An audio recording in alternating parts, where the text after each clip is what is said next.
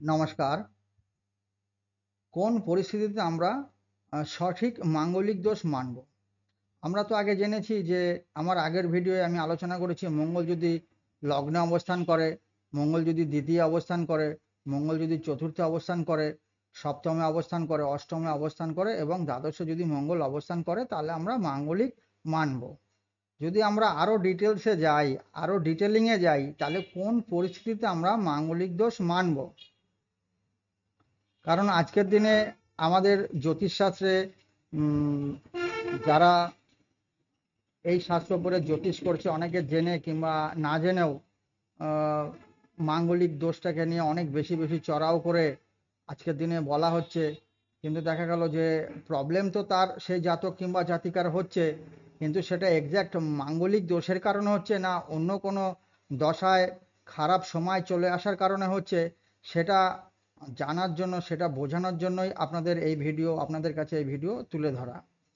তাহলে বিশেষ করে মঙ্গলের মূল ত্রিকোণ স্থান যদি ষষ্ঠ, অষ্টম এবং দ্বাদশে অবস্থান করে এবং সেই মঙ্গল যদি লগ্ন, চতুর্থ, দ্বিতীয়, সপ্তম, অষ্টম এবং দ্বাদশে অবস্থান করে, সেক্ষেত্রে কিন্তু আমরা বেশি বেশি মাঙ্গলিক দোষটাকে মানব এবং সেই মাঙ্গলিকের প্রভাব কিন্তু জাতক বা জাতিকার মধ্যে বর্তাবে।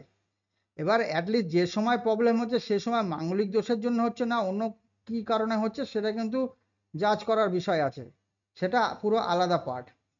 তাই আসুন দেখুন, তাহলে মোটামুটি এটা বলা যায় যে তিন পরিস্থিতিতে আমরা মাঙ্গলিক দোষ মানতে পারি। কোন কোন পরিস্থিতিতে? যে যদি বৃশ্চিক লগ্ন কারোর হয়, দেখুন এখানে লগ্ন লেখা রয়েছে আর এখানে ৮ লেখা রয়েছে। ৮ মানে বৃশ্চিক লগ্ন। তাহলে বৃশ্চিক লগ্ন যদি কারোর হয় তাহলে কিন্তু বৃশ্চিক লগ্নের মঙ্গলের মূল ত্রিকোণ স্থান বৃশ্চিক লগ্নে কিন্তু ষষ্ঠে পড়ে। এ দেখুন ষষ্ঠ, ১ ২ ৩ ৪ ৫ ৬।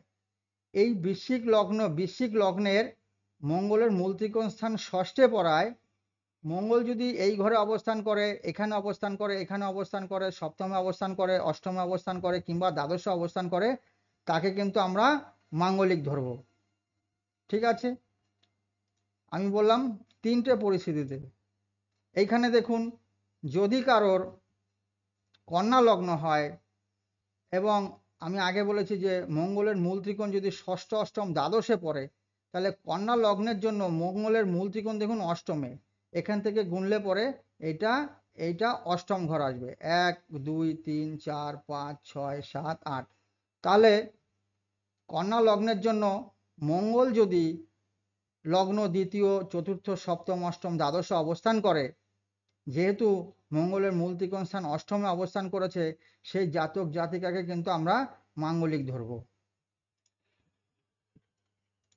এই চার্টে দেখুন, আমি বলেছি তিন জায়গায় আসলে মানে তিনটে লগ্নের জন্য বিশেষ করে মাঙ্গলিক দোষটা বেশি বেশি ফলিত হয় আমাদের জীবনে। তাহলে এটা হচ্ছে বৃষ লগ্ন, ২ লেখা রয়েছে। তাহলে বৃষ লগ্নের জন্য কিন্তু মঙ্গলের মূল ত্রিকোণ স্থান কিন্তু দ্বাদশে পড়ে।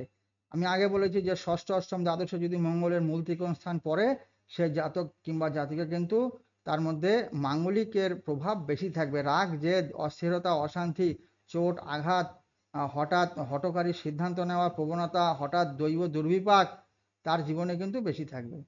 তাহলে দেখুন, বৃষ লগ্নের জন্য মঙ্গলের মূল ত্রিকোণ স্থান দ্বাদশে হওয়ার কারণে মঙ্গল লগ্ন দ্বিতীয়, চতুর্থ, সপ্তম, অষ্টম কিংবা দ্বাদশে যে কোনো এক জায়গায় অবস্থান করলেই তাকে কিন্তু আমরা মাঙ্গলিক ধরব।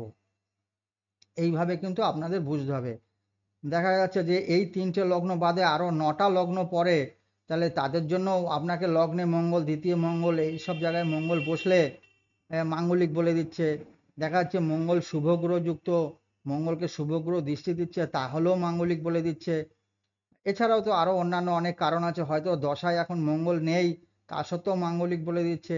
তাই আপনাদের ওয়াকিবল করার জন্য এই ধরনের ভিডিওটা আমি আপনাদের কাছে দিলাম। নমস্কার।